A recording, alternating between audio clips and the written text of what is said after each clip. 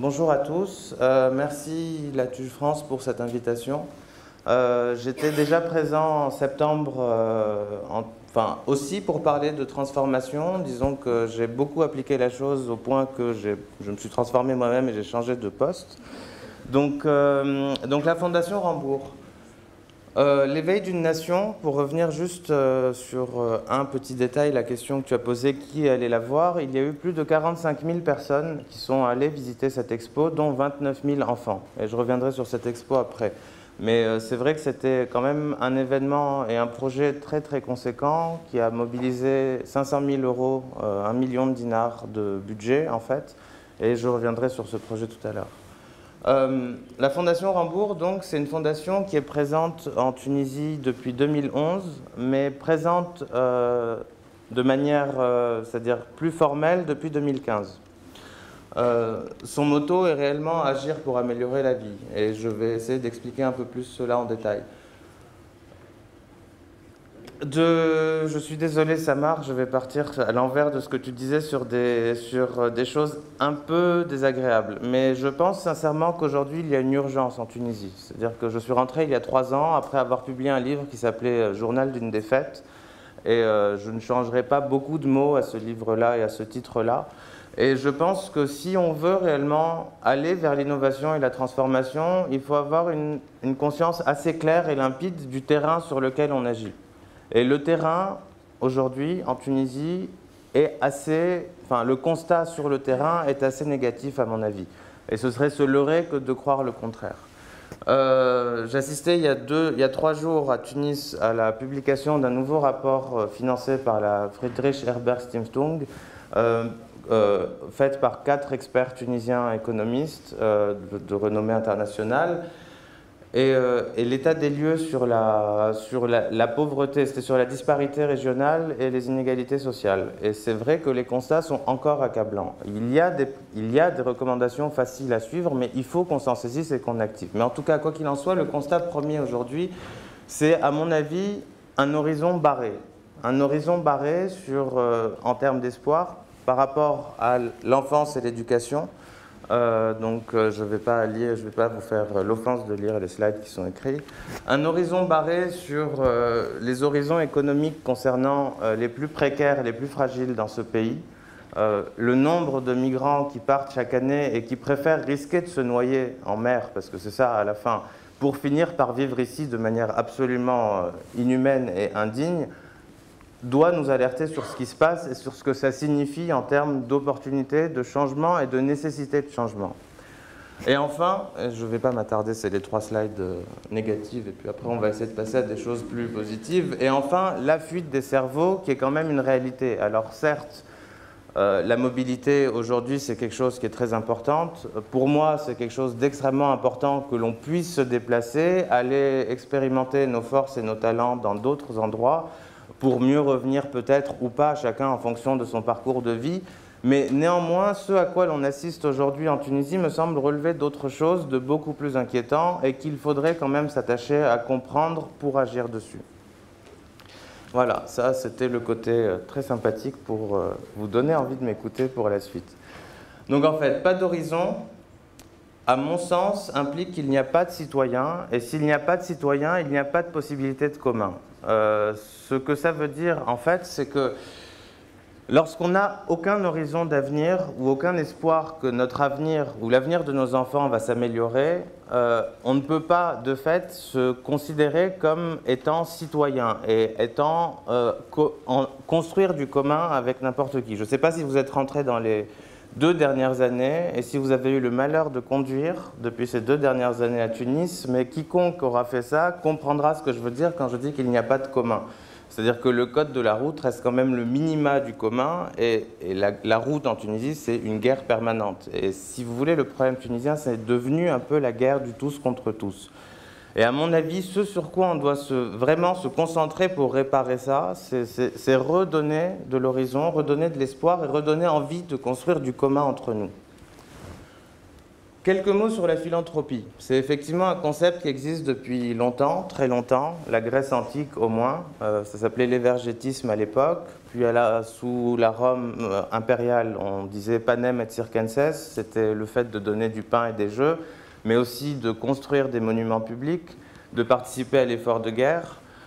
Le monde anglo-saxon et les États-Unis, à partir du 19e siècle, avec Carnegie et d'autres, ont réellement développé cette activité qui est devenue une action tout à fait commune pour les gens qui ont beaucoup de biens, pour les gens qui se sont enrichis, dans le but en fait de rendre un peu de ce que la société dans laquelle ils ont de laquelle ils ont bénéficié leur a donné. Et c'est quelque chose d'assez commun. En Tunisie, ça reste quelque chose d'assez récent. Effectivement, je représente ici la Fondation Rambourg. Donc, quelques mots sur cette fondation. Olfa Thérèse, qui est de Bizerte, franco-tunisienne de Bizerte, est mariée à Guillaume Rambourg, un Français. Les deux forment un couple franco-tunisien avec 5 enfants franco-tunisiens. Et ils ont très bien réussi dans la finance. Et ils ont fait un fonds à l'anglo-saxonne, donc il y a un fonds endowment qui est bloqué en Grande-Bretagne dans la fondation Rambourg UK, Rambourg Foundation, qui tous les ans produit un bénéfice, et ce bénéfice est investi et en fait donné dans des actions caritatives et philanthropiques. Donc il y a un fonds de dotation à Paris qui sert à mettre en place et opérer les opérations qui ont lieu en France. Et il y a le fonds, et là la Fondation Rambourg Tunisie, dont je suis le directeur depuis dimanche dernier. Merci. Merci. Qui en fait, du coup, est réellement le vaisseau amiral de ce fonds et qui a pour vocation d'essayer de répondre aux problématiques que j'ai énumérées plus avant. Les 3 axes d'intervention de la Fondation Rambourg sont ceux-ci. Donc la culture, l'éducation et l'économie sociale et solidaire. Pourquoi la culture, l'éducation et l'économie sociale et solidaire? C'est en fait, c'est une question de... À notre avis, ce sont les 3 axes qui permettent en fait de répondre aux problématiques susnommées au début de la présentation, à savoir le manque d'horizon et l'impossibilité de se considérer comme citoyen et de construire du commun. La culture, c'est voilà. Et puis les 3 en fait ont trois types d'impacts différents que je vais vous énumérer là et vous présenter là. Donc le volet culture est le volet sur lequel la Fondation s'est fait connaître au départ. Avec tout d'abord le prix de la Fondation, qui est à sa 2e édition, une édition tous les 2 ans, qui est un prix qui jusqu'à présent donnait sur 5 catégories: art visuel, multimédia, théâtre, art performatif, cinéma, et j'oublie toujours le 5e, donc le site internet est très bien fait. Et le prix de la Fondation, en fait, attribue une bourse de 100 000 dinars à 5 lauréats pour les accompagner sur un projet. Donc voilà, c'est assez classique, c'est un grant. Une de mes missions va être de refonder ce prix parce qu'il me semble que pour le moment, il n'est pas encore très optimal, mais ça sera un chantier à venir. Il y a tout un volet muséographie et exposition qui est pour le moment le volet qui implique le plus de fonds et le plus d'investissements, parce qu'en fait, il y a une déjà, on n'a pas de musée en Tunisie. Enfin, jusqu'à l'ouverture de la Cité de la Culture, on n'avait pas de musée en Tunisie. Maintenant, on a un musée, mais reste à voir quelle sera la politique et la programmation de ce musée. Disons qu'avec Bruno Gollnisch en introduction, on peut s'attendre au pire, mais on verra. Donc, en termes de muséographie, l'éveil d'une nation a été un projet qui, en fait, combinait à la fois la culture et l'éducation. Pourquoi? Parce que depuis l'indépendance, disons qu'il y a eu beaucoup de tentatives de réécriture de l'histoire ou de construction. C'est normal aussi, tout État qui se construit reconstruit son histoire. Et l'histoire tunisienne a quand même été pas mal secouée et elle nécessitait quand même d'être à nouveau représentée. Donc l'idée était à la fois de combiner avec les œuvres culturelles, les produits culturels qui existaient datant d'une histoire donnée, avec l'éducation. Et c'est pour ça que je vous parlais des 2 chiffres en introduction. Les 45 000 visiteurs En fait, la durée de l'exposition a été de 6 mois. Donc 45 000 sur 6 mois, c'est quand même beaucoup. et 29 000 enfants. Donc en fait, il y a eu énormément de mobilisation de la part de beaucoup d'écoles. On a travaillé en partenariat avec le ministère de l'Éducation nationale, avec le ministère de la Culture, et je reviendrai aussi sur le mode opératoire de la Fondation qui est principalement sur le PPP. Tu me regardes, j'ai pas beaucoup de temps, c'est ça? Toujours la crainte du temps. D'accord. Et donc en fait là, deux gros chantiers à venir. La promesse de la part de l'INP d'obtenir la concession du palais de Ksar Saïd où a eu lieu la première exposition dans le but qu'on transforme intégralement ce palais en musée d'art moderne tunisien. Donc un projet qui a un budget qui me fait peur, mais qu'on arrivera à lever, j'en suis certain, quand on aura enfin la convention signée, ce qui reste encore un autre challenge à venir en termes de transformation. Et quelques projets d'exposition dès la rentrée, dès septembre 2018, dont vous entendrez parler, dont une exposition d'art contemporain africain à venir en septembre. Et puis en fait en culture il y a beaucoup de soutien à beaucoup de projets culturels, donc là en fait on a une adresse mail contact@Fondation Rambourg et on reçoit beaucoup de demandes qui sont examinées par le board et par un comité artistique qui du coup tranche et valide si oui ou non il y aura un soutien et de quel type il sera. Voilà. Pourquoi la culture? Parce que la culture, en fait, réellement, c'est ce qu'on considère être le ciment de la société. Ça permet la création de récits collectifs. C'est-à-dire que dans cette espèce de moment où on n'a plus de récit, où chacun revendique son propre récit national, où on ne sait pas, on entend « je suis arabe, non tu es berbère, non je suis phénicien » et un tel, et ainsi de suite, la culture permet quand même de constituer un récit commun. Et ça offre des outils de cohésion en fait, donc aider au renforcement de ça, non pas influer, parce que je vois tout de suite des regards méfiants qui se disent oui mais vous êtes une fondation et vous allez... Non, nous notre objectif n'est pas du tout d'influencer de quelconque manière que ce soit la création de ces récits. Notre objectif est de soutenir les créateurs et les artistes qui sont tunisiens, qui existent aujourd'hui et qui travaillent ce réel et qui travaillent ces récits-là, et qui n'ont que peu en fait, de soutien financier ou infrastructurel, et donc on leur met à disposition ce soutien-là. Donc voilà pour la culture. Je vais aller un peu vite parce qu'effectivement 10 minutes c'est court et je crois que je suis déjà aux 2/3. Donc l'éducation. Donc en ce qui concerne l'éducation, jusqu'à présent, on a beaucoup travaillé sur de la rénovation d'écoles. On a rénové une école de Fontencomble du côté de Bizerte et une école, et on a fait une salle polyvalente à Menzel Bouzelfa qui a été inaugurée il n'y a pas très longtemps. Il y a un projet en partenariat avec le CNCI, donc le Centre national du cinéma et de l'image, et le réalisateur Mansour Douib, qui s'appelle 1001 films et qui a pour vocation d'aller dans l'ensemble des écoles du territoire pour faire de l'éducation au film et de l'éducation au cinéma, en fait, à l'image.